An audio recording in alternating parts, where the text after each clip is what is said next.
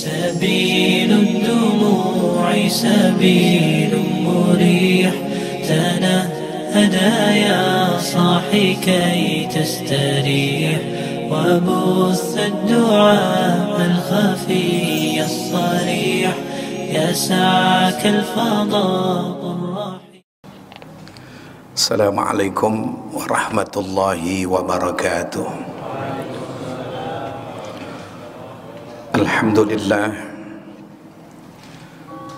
الذي أنزل القرآن بشهر رمضان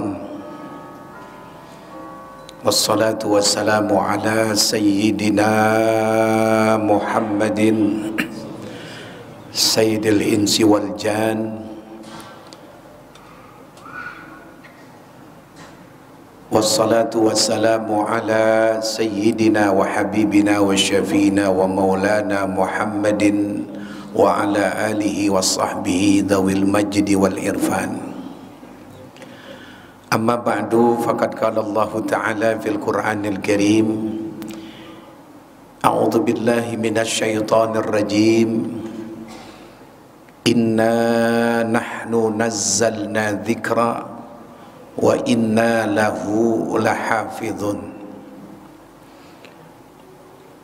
yang artinya inna sesungguhnya kami Allah, nahnu kami Allah,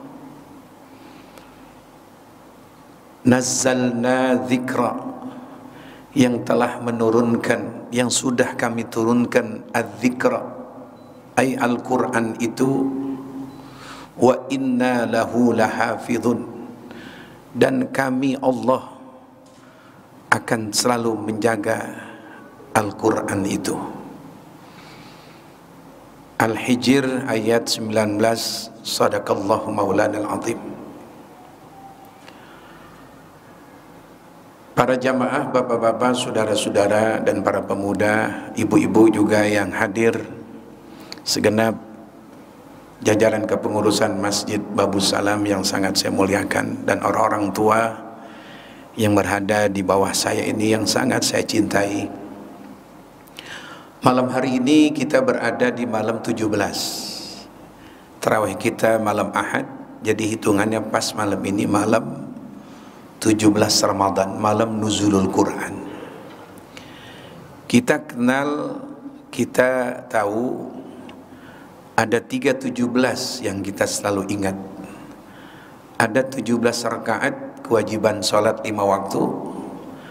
Ada 17 Ramadan hari, ada 17 Agustus hari kemerdekaan kita, dan ada 17 Ramadan nuzulul Quran.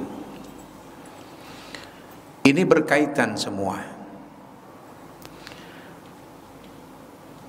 bahwa Al-Quran secara global masih utuh,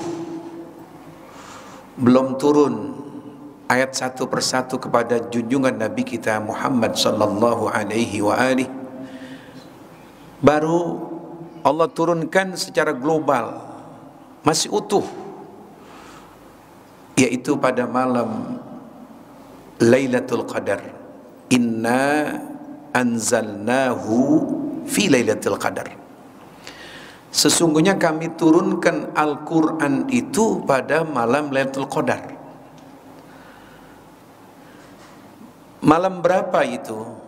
Nabi tidak menyebutkan malam berapanya, tanggal berapanya, karena ini rahasia dari Allah. Hanya Nabi dalam hadis yang sahih, taharraw Lailatul Qadri fil asril awakhir syahri Ramadan. Carilah kalian malam-malam Lailatul Qadar pada malam-malam akhir Ramadan, 10 terakhir Ramadan. Jadi malam 10 terakhir bisa malam 21 dan sampai malam 29. Nabi hanya menentukan malam 5 malam yang mulia, itu yang pasti. Awal Rajab malamnya malam mulia. Malam Jumat itu adalah malam mulia. Idul Fitr malamnya malam mulia. Idul Adha malamnya malam mulia. Dan yang kelima adalah malam nisfu Sya'ban. Lailatul Qadar, Nabi mengatakan itu malam-malam mulia. Itu malam Lailatul Qadri khairum min alfi syahr. Malam itu mulia, lebih baik, lebih bagus, lebih mahal itu malam. Bila kita ibadah meraih pahala malam itu lebih baik meraih pahala malam itu. Lailatul Qadar khairum min alfi syahr. Kalau ada orang yang beribadah 1000 bulan, 83 tahun lebih, ibadah yang diterima, haji yang diterima, dengan dia mendapatkan malam itu dia ibadah khairun, lebih baik yang meraih malam Lailatul Qadar. Yang kedua, malam itu malam turunnya Al-Quran. Tanazzalul malaikah, turun malaikat-malaikat. Itu malaikat-malaikat sampai saat subuh mereka mendoakan bagi mereka yang berhasil mendapatkan malam Lailatul Qadar. Salamun, salamun hatta matla'il fajr. Nah, itu malam yang mulia itu, keagungan malam itu, malaikat turun malam itu, 1000 bulan diraih bagi yang mendapat malam itu turunnya Al-Quran.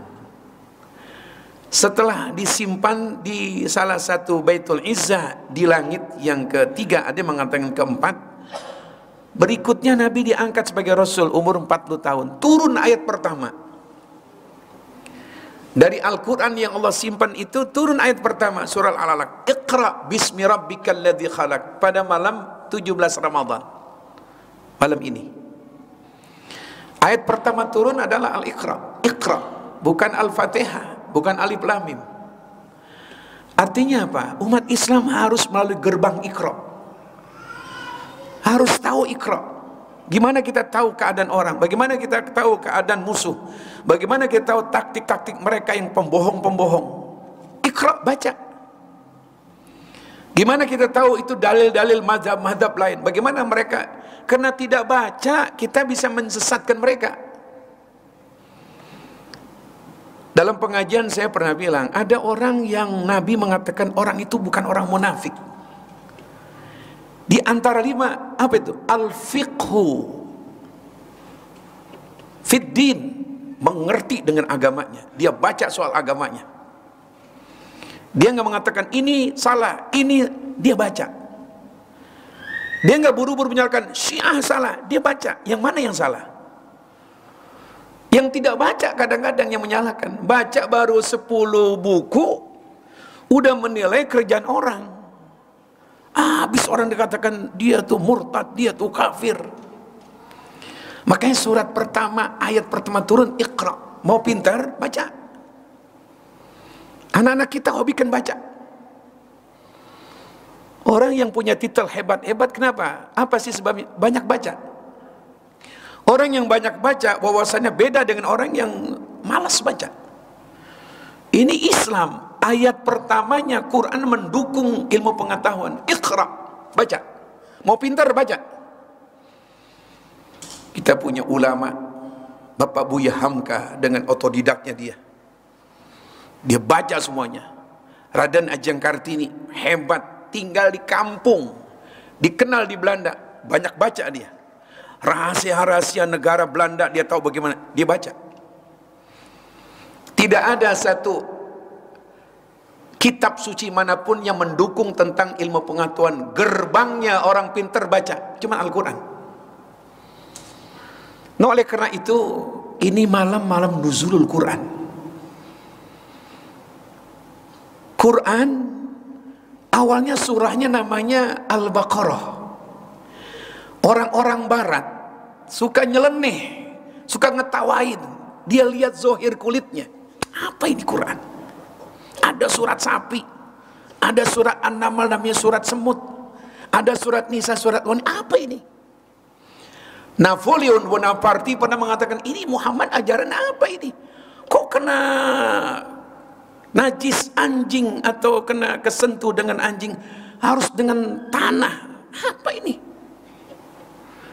Baru cukup sekedar itu, tapi dia masih penasaran. Kesentuh ada kotoran anjing. Ajaran kita dari Nabi kita Muhammad sallallahu alaihi wasallam, campurkan dengan tanah satu di antara 7 gosokan itu. Basuh dengan air. Satu di antara 7, campurkan gosokan dengan tanah. Napoleon Bonaparte dalam satu buku, dia pengen coba, dia ambil sebilah kaca, dioleskan itu liur lidah anjing yang gede, herder barangkali, yang kayak kambing gitu, yang makanannya berabe itu, makanannya juga, kalau mati ditangisin, lebih daripada anaknya. Disentuhkan ke kaca, dilihat di mikroskop, betul itu.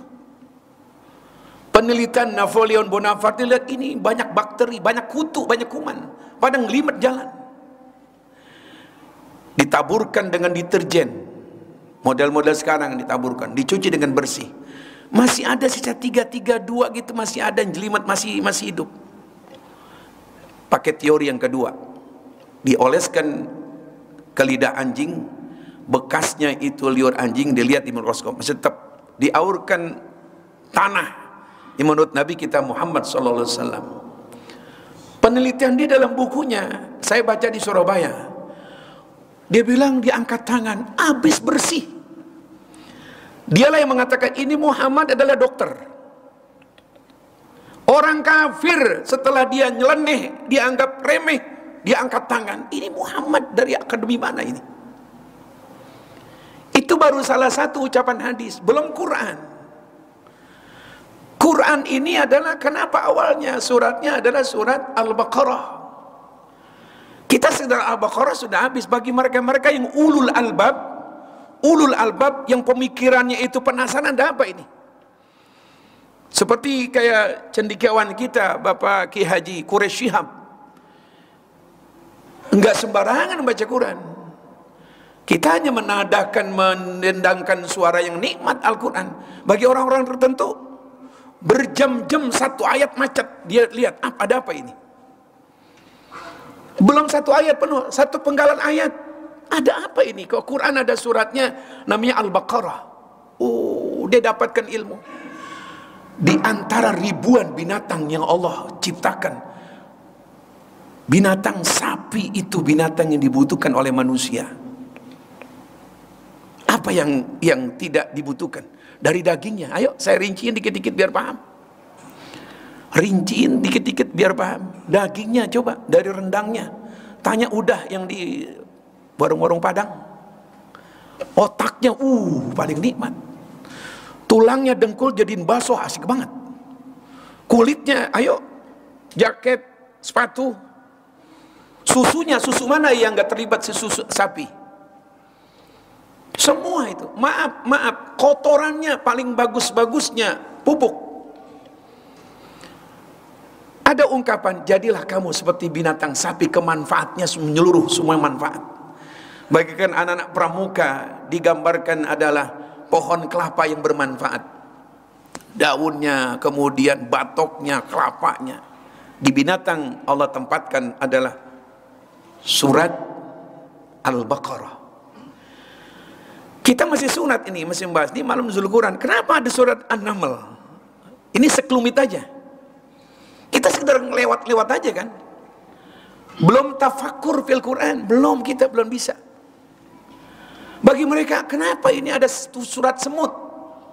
Apa sih artinya semut? Kita tahu semut, kita hina. Tapi dalam sejarah, kenapa Nabi Sulaiman berhenti dengan bala tentara dengan gara-gara ada semut? Nabi Sulaiman dalam surat An-Naml berhenti, stop. Pasukan yang mau jalan di stop, stop. Ada semut lagi lewat. Wih, ini peri kemanusiaan Nabi Allah Sulaiman. Dengan semut nggak berani nginjek. Jangankan manusia yang mulia, semut nggak berani. Ini orang punya sensitif jiwanya. Di semut itu kita lihat, dapatkan contoh. Semut itu persatuannya hebat, Pak. Sekali-kali lihat semut. Yang dari utara mau ke selatan, yang dari selatan mau ke utara, berpapasan ketemu. Dia bertemu dulu. Istilah kita, Assalamualaikum, gimana kabarnya? Kekompakannya, keharmonisannya, subhanallah. Kalah kita dengan semut. Semut nggak ada akalnya. Kecil. Kita kipasin pada habis. Tapi ada hikmah, kita kalah sama semut apa? persaudaraan tuh semut saling menyampaikan informasi. Gimana kabarnya bang? Sehat? Ada apa itu di utara? Enggak ada. Ada apa bang di selatan? Kalau seandainya ini satu contoh, maaf di selatan ada tulang yang besar. Coba butuh ada berapa puluh ekor teman kita ke sana. 3-5 menit kita lihat gotong royongnya pak, subhanallah. Kekompakannya semut, subhanallah. Berpapasannya kita kalah sama semut. Kita berpeci putih, kita berpeci hitam. Ketemu di hari Jumat, yang satu dari utara pulang ke selatan, yang satu dari masjid selatan pulang ke utara. Sama-sama umat Islam. Enggak ada yang bersama cicing baik. Kalah lo sama semut. Apalagi dia orang hebat, maunya ditegur, nggak mau. Assalamualaikum, gimana kabarnya? Ya Allah. Semut kecil, tapi manfaatnya kita kalah sama semut. Kita egoisnya bukan main. Biasa aku dibuka, aku punya pintu mobil, masa aku negur sama merbot? Harusnya dia negur sama saya, nggak mungkin. Masa saya sebagai RW menegur sama RT? RT dong negur sama saya. Kita biasa timur begitu.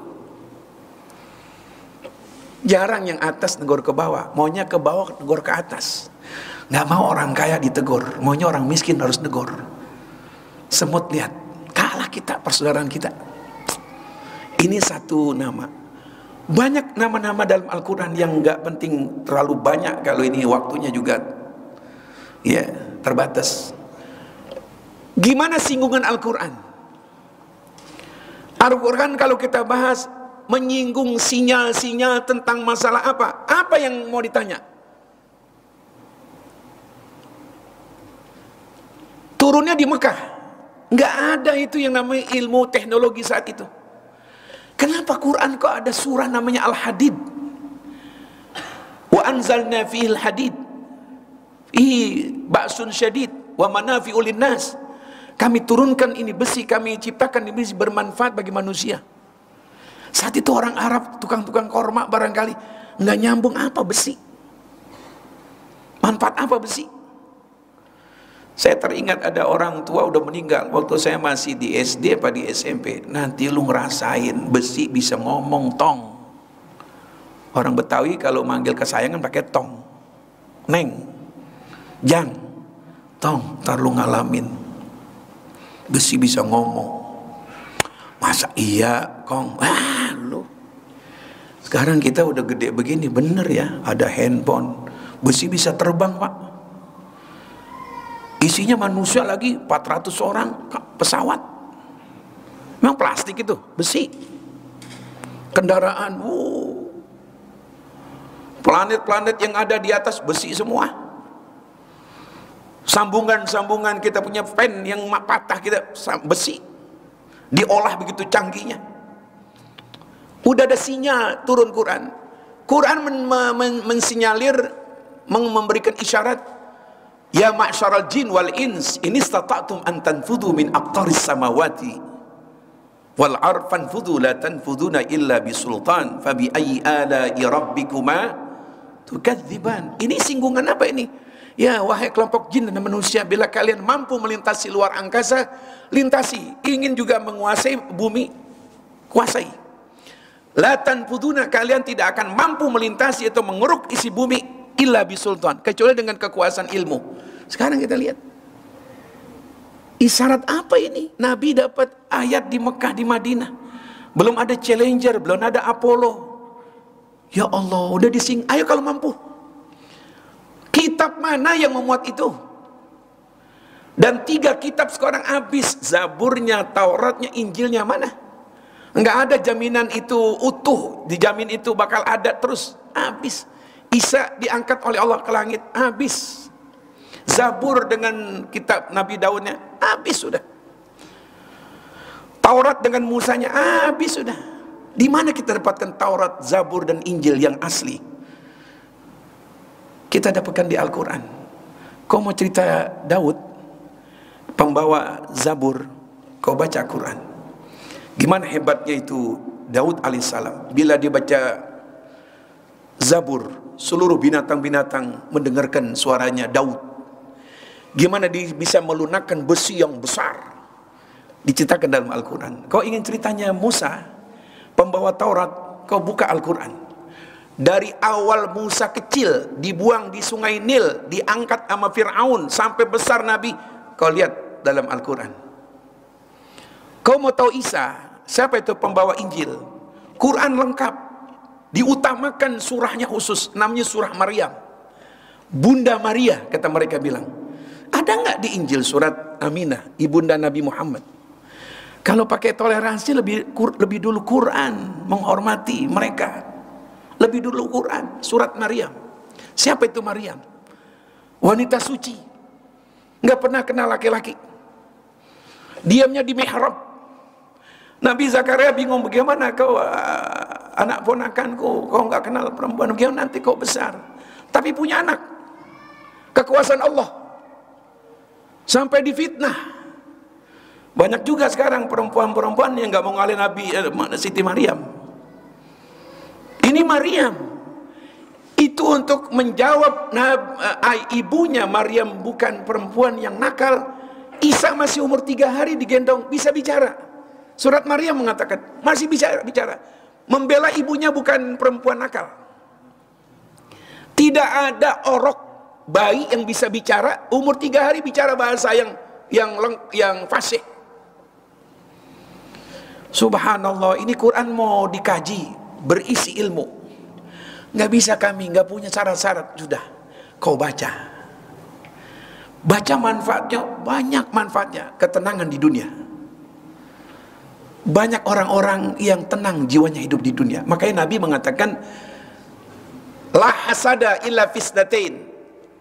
Tidak boleh kita iri sama orang, kecuali 2. Dendam akhirnya kita iri. Urusan dunia, urusan harta, urusan keluarga. Jangan iri. Itulah yang Allah mengatakan, wa min syarri hasidin idza hasad. Ada yang hasad iri boleh, cuman 2. Siapa itu? Rajulun atahullahul Qur'ana fahuwa yakumu bihi annal lail wa annan nahar. Seorang yang diberikan waktu untuk Al-Quran, dia paksakan dengan Al-Quran. Dia baca, dia bangun waktu malam, baca Quran. Dia habiskan sebulan bisa hatam Quran. Boleh iri itu. Boleh iri. Kok kenapa saya nggak seperti dia? Matanya sama. Nggak ada cacat mata kita. Kenapa nggak bisa hatam Quran? Sebulan. Dia sudah pensiunan. Pensiunan. Saya tanya Pak Haji, betul itu? Iya Pak Ustadz. Saya udah pensiun. Tuh apalagi hidup saya. Saya udah digaji oleh pemerintah. Jadi hidup saya hanya sholat, makan udah ada. Sebulan saya bisa hatam Quran. Ada orang sibuk, sekarang juga masih aktif. Tadi saya habis buka puasa bersama dia di kantornya, di salah satu asuransi. Mohon maaf dia hadir, saya mungkin belum datang. Dia bilang saya bisa hatam Ustaz. Mohon maaf ini bukan nunjukin, tapi Quran mengatakan wa amma bi ni'mati rabbika fahadis. Nikmat Allah yang mudah-mudahan bisa teman mengikuti boleh saya bisa hatam Quran. Berapa? Saya bisa hatam Quran 15 hari Pak Ustaz. Allah. Kita boleh iri tuh. Yang kedua, rajulun atahullahu malan bahwa yunfiku fil lail awalin nahar atau kama qala Nabi sallallahu alaihi wasallam. Ada orang diberikan harta, dia maunya infak aja deh. Ngeluarin duit untuk manfaat umat Islam untuk acara apa nih? Ini. Seperti keran gitu, keran, tahu keran? Datang ember pulang penuh, datang bak penuh. Itu pengen jadi orang kaya yang murah tangan. Jangan sampai jadi orang kaya yang bahil, pelit, kikir, pedit. Bak datang, ember datang, diceramain doang, dibuka enggak. Gimana tuh kalau ember udah macam-macam, udah ngeluh, udah macam-macam, pulang tanpa ada buah hasil, didoain apa disumpahin sama orang itu? Kita boleh iri. Saya kasih tahu bahwa di masjid kita nih Babu Salam ada 3 pemuda yang nanti kita akan lihat mulai Sabtu pagi besok, yang dia tuh baca Quran dari awal, dia bisa hafal Al-Quran 30 juz, subhanallah. Saya umur begini belum bisa hatam, saya iri. Besok subuh hari Sabtu kita lihat 3 orang sampai 3 hari. Dia akan ke depan tanpa baca Quran, tanpa dia lihat Quran, dia baca. Kita lihat bagaimana. Yang kita mata kita masih melek, masih itu pakai kacamata, bacaan dia kita lihat. Baik kita di TV di rumah atau mungkin kita di masjid. Nanti kita akan mulai Sabtu pagi. Malam Seninnya, malam Senin, malam Selasa kita akan wisuda 3 orang itu. Iri kita, ya Allah, anak muda belum 40 tahun. Sekarang ada anak-anak kecil kita lihat TV di Indosiar, subhanallah. Mohon maaf, kakinya buntung jamaah, mohon maaf. Nangis kita, udah umur tua begini, hatam nggak pernah, baca Quran nggak bisa. Di dunia kita katakan, oke, kita termasuk orang beruntung. Di akhirat kita ketemu sama Allah. Berapa kali kau baca Quran, hatam dengan kitabku?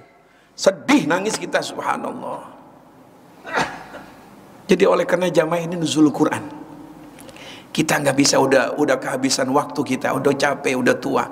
Sudahlah baca Quran kita. Jadikan Quran bacaan wajib, akan berkah. Di dunia akan tenang, di kubur kita akan selamat. Orang yang banyak selamat jasadnya itu, yang masih awet jamaah. Orang-orang yang betul-betul dibuktiin di dunia ini. Saudara kenal namanya Syekh Nawawi Al-Bantani yang dikuburkan tahun 1840. Waktu perluasan Masjidil Haram itu kuburan-kuburan maklah dipapas itu, dihabisin. Ada satu kuburan yang di stop kuburan itu. Kata polisi bilang, ada apa ini? Ini jangan diteruskan.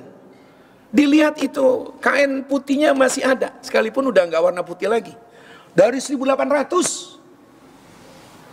Siapa ini? Orang Indonesia, ulama Indonesia, bernama Syekh Nawawi Al-Bantani dari Banten, dari Serang. Dia punya karangan 2, namanya Tafsir Munir. Nggak sembarangan orang.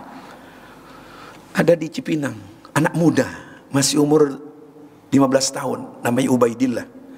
Meninggal tahun 93. Kakaknya 2016. Ditumpuk. Waktu ditumpuk 2016 dari 92 itu masih ada. Di Cipinang ini, dekat Masjid Al-Mu'minin. Saya tanya yang ambil itu jenazahnya. Benar Ustaz, masih ada. Kenapa itu kakak-kakaknya? Dia kalau mau belajar SMP mulain pagi, dia baca Quran dulu selembar. Memulai pelajaran baca Quran. Dia bukan ustaz, bukan kiai. Nggak disembarangin. Bulan 12 bulan yang mulia yang Allah turunkan Quran, Ramadan. Orang yang jiwanya ada Quran, ya Allah hati-hati, ini orang dekat sama Allah. Nah inilah nuzul Quran yang harus kita jadikan Quran jadi kebutuhan pokok. Mudah-mudahan Allah berikan kita berkah Al-Quran, mudah semuanya urusan kita. Allah berikan sehat walafiat, hatam Ramadan, hatam semua kerjaan kita Ramadan. Mudah-mudahan berjumpa Ramadan akan datang, berkah Al-Quran. Mohon maaf, akhirul kalam. Assalamualaikum warahmatullahi wabarakatuh.